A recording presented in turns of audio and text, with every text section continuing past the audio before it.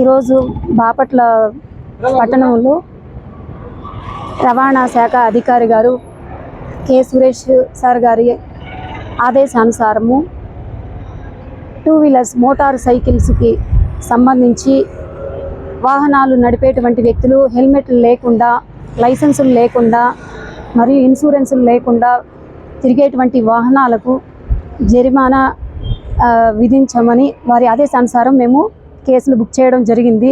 ముఖ్యంగా minor driving మరియు wrong route driving చేసేవారి వెహికల్స్ని కూడా పట్టుకొని వాటికి అపరాధ రుసుము విధించడం జరిగింది.